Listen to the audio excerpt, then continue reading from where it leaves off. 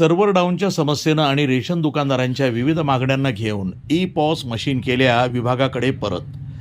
गोंदिया जिल्ह्यातील स्वस्त धान्य वितरण प्रणालीमध्ये पारदर्शकता आणण्यासाठी शासनानं ई पॉस मशीनच्या माध्यमातून रेशन कार्ड धारकांना स्वस्त धान्य वितरणाचे धोरण अंमलात आणले.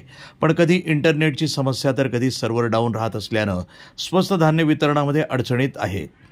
त्यातच गेल्या 2 महिन्यापासून सर्व्हर डाऊनची समस्या भेडसावत असल्यानं या प्रकाराला वैतागलेल्या जिल्ह्यातील सर्व 999 स्वस्त धान्य दुकानदारांनी ई पॉस मशीन जमा करो आंदोलन केलं.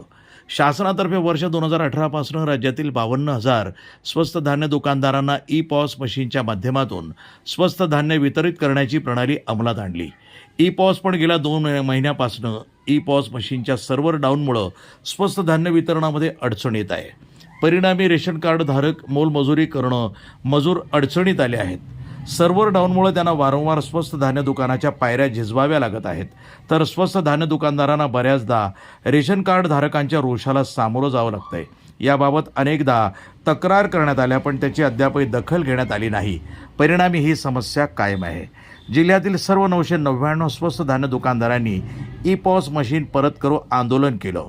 आज हम तालुका संगठना की तरफ से और हमारे महाराष्ट्र राज्य संगठना और जिला संगठना और तालुका तरफ से हमारे पास ई पास मशीन 10-15 दिन से बराबर चल नहीं रही है. इसके कारण हम तहसील ऑफिस में निवेदन देने आज पहुंचे और हमारी प्रमुख मांगनी है कि हमारा कमीशन, इंटरनेट सेवा तो है सर्वर का जो प्रॉब्लम, लेकिन जो हमारा कमीशन है वो बराबर टाइम पे मिलना चाहिए और हमारा कमीशन में वाढ यानी बढ़ोतरी होना चाहिए.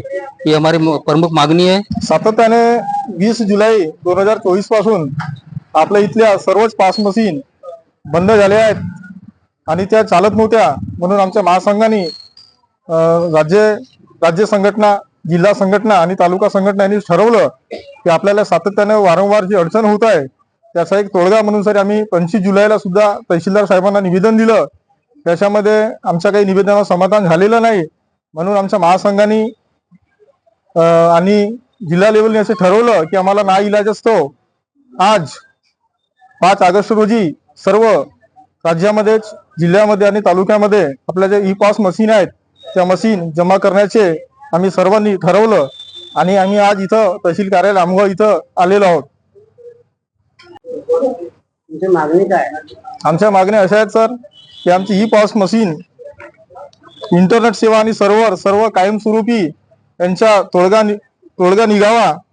धान्य आहे परंतु इंटरनेट नाही. सर्व्हरच्या अडचणीमुळे वितरण करता येत नाही. तेव्हा ऑफलाईन पद्धतीने शासनात व प्रशासनास ग्राहकात अगदी सोयी होईल. त्याच्यानंतर महागाईच्या इष्टांकानुसार प्रति क्विंटल कमीत कमी 300 रुपये कमिशन देण्यात यावी. अंगुठा आहे पण मशीनीवर फिंगर येत नाही. एकाच अंगुठ्यामध्ये सर्व योजनेच्या धान्य देणे अपेक्षित आहे.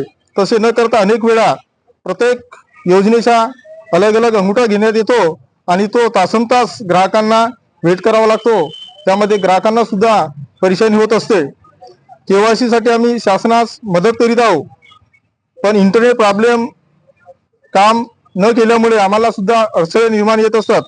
केवायसी करण्यासाठी इतर बाहेर केंद्रावर 150 रुपये प्रति व्यक्ती घेतले जातात पण आम्ही असे न करता केवायसी मोबदला आम्ही मोफतमध्ये करीत असतो. याचा सुद्धा आम्हाला किमान एका केवायसीच्या मागे जास्त नाही तर 50 रुपये मिळाले पाहिजे. सर्व लाभार्थ्यांना वेळेच्या आत धान्य वाटप करण्यासाठी ऑफलाईन वाटप कायमस्वरूपी ठेवण्यात यावे. प्रतिनिधी राधाकिशन सुटे, गोंदिया, NTV न्यूज मराठी.